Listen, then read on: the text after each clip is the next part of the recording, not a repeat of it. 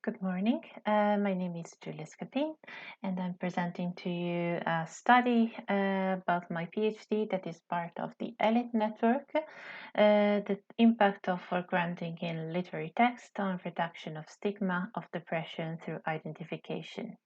This project is a collaboration between me and Professor Ake Mulder from the Utrecht University, Katalin Balint and Ellie Konijn from the Vrije Universiteit of Amsterdam, and Professor Jonathan Cohen from the University of Haifa. So we start this project asking ourselves some questions. Is it possible to reduce stigma about depression through exposure to a literary text? And can the processing of granting have an impact on identification and stigma? But before starting answering this question, I want to go through some important points. First of all, why it is important to talk about stigma. During this project, we would like to address important social issues. 1 out of 4 people will be impacted by poor mental health or mental illness at some point in their lives. And even more worrying is the fact that almost 9 out of 10 people with a mental condition experience stigma and discrimination in their lives. So, what is stigma?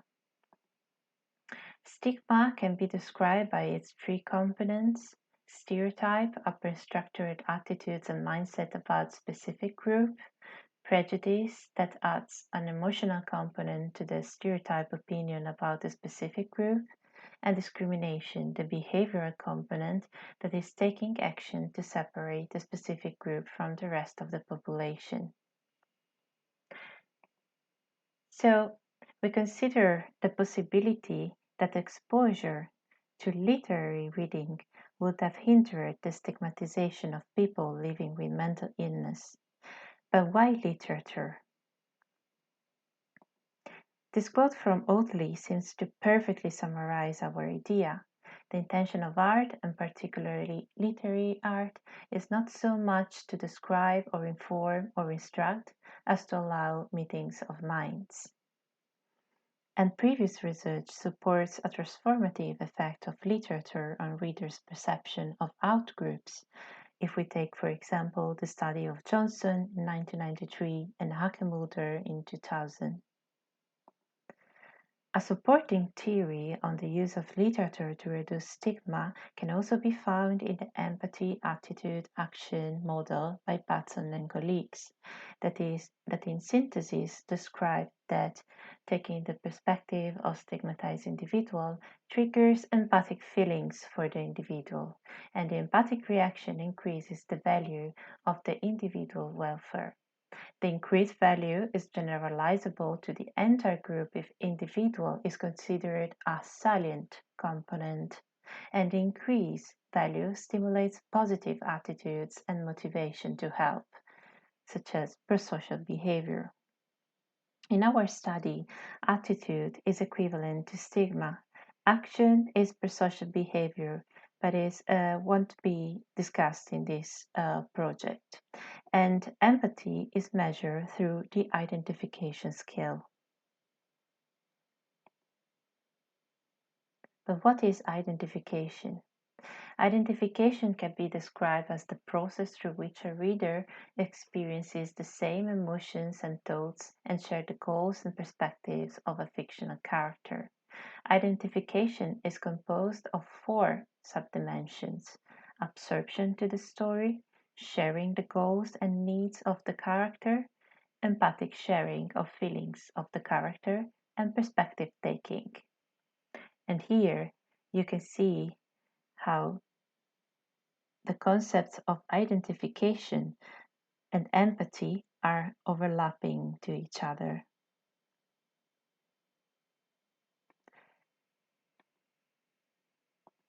But what exactly in literature can have a transformative effect on stigmatized perception of others?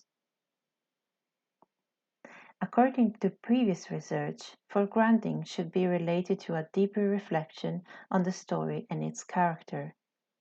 We can describe the processing of these stylistic features in three main steps. The reader encounters a distortion from the norm of the language in the text, a foregrounding element that hinders the automatic processing of the message. This is called defamiliarization.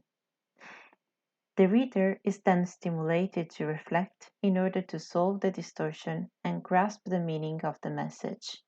The resolution of the distortion or refamiliarization results in a deeper understanding of the story, and it is connected to a positive aesthetic appreciation.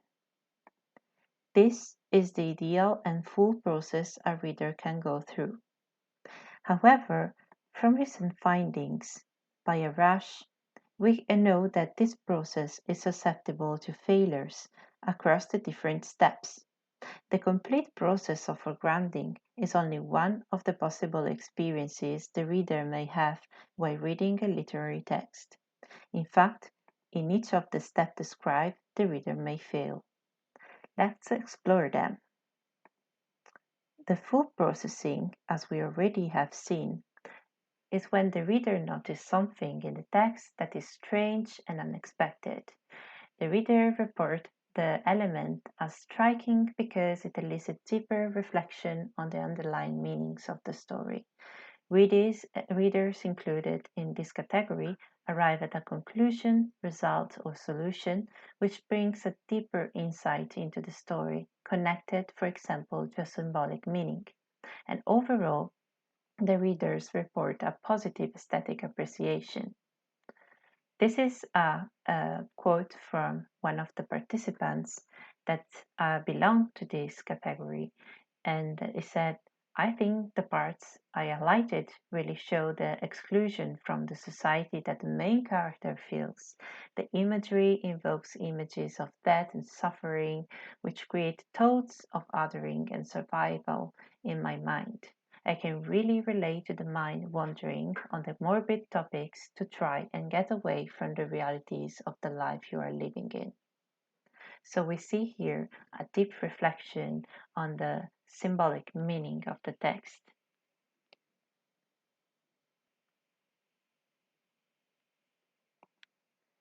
In partial processing, the reader may not be able to arrive at a clear resolution of the distortion, but still appreciate the beauty of the text. I found the unusual ways of expressing certain things really made the story. They helped me understand the character and be able to relate what she was experiencing, but not really such that I could describe clearly it to somebody else. In the failed processing, the reader may struggle and be frustrated because of the complexity and the obstacle that these stylistic elements constitute in the reading flow. The sense of frustration is connected with a negative aesthetic appreciation. I think the text was not written by a human. Some sentences are surprisingly long, and there are unusual methods of speech that most people would not use. And finally, in shallow processing, the reader may see the distortions but does not stop to reflect and continues reading. Repetitive in places and unusual words. Our hypothesis is that only deeper processing of foregrounding is associated with transformative effects and higher empathic responses to the story character, higher as compared to the shallower processing such as failed and shallow processing. Clarifying this point will also contribute to solving the controversial results found in literature connecting foregrounding and empathy. So, aiming to test this hypothesis and answer these questions, we design a method, a correlational study, where we collected 48 participants.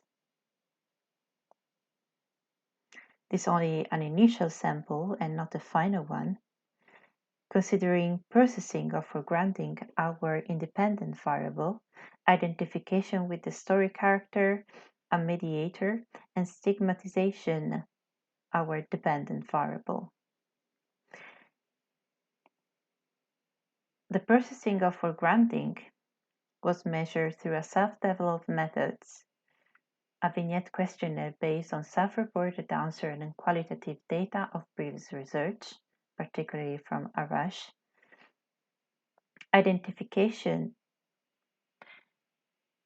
was assessed through a revised version of the identification scale by Jonathan Cohen, and stigma was assessed through the depression stigma scale by Griffiths and colleagues.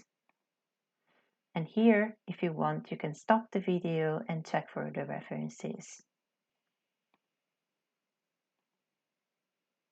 As a stimulus, we use an extract from the short story by David Foster Wallace called The Depressed Person. And here again, if you want, you can stop the video and check for the link. You can have access to the complete story. So overall, you can see our model is quite simplified, but complete of our three variables: processing of for granting, identification, and reduction of stigma. Let's explore our results. First of all, we were curious to take a look at the connection between the processing of for granting and another variable already mentioned, appreciation of the text. As reported by previous research, there should be a connection between the two, and here it is clear that our results support this connection. Participants that full process for granting here have a higher appreciation of the text compared to all the other groups, and the difference was significant with the shallower group, so shallow processing and failed processing. Then we explore the differences among the four groups of processing of for granting and compare their scores and on identification with the story character. Also here, shallow processing here was significantly lower than full processing. Even if it was not included in our predictions, we explored also the possibility of a direct connection between the processing of for granting and the reduction of stigma. But of course, there is not. Finally, the more surprising data is maybe this one. We did not find any relation between identification and reduction of stigma. This can be due to outliers still present, maybe in the sample, or to the small sample size, only 48 participants. Another possibility that we will take into account in future analysis is the possible influence of personality traits or life experiences, such as familiarity with depression. Another element that we need to consider in the next research is whether the character we are presenting in the story is considered a silent representative of the outgroup we are targeting, as stated in Batson theory. So, to sum up, these preliminary results show that processing of for granting is related to appreciation and identification, but identification is not related to reduction of stigma. And in the next steps, we will explore the possibility of a moderation of personality traits, life experiences, and salience of the character in the relationship between identification and stigma. If you want to know more or keep in touch, you can explore the ELIT website, leave a comment on our forum, or directly contact me. Thank you very much for your attention and see you at Eagle.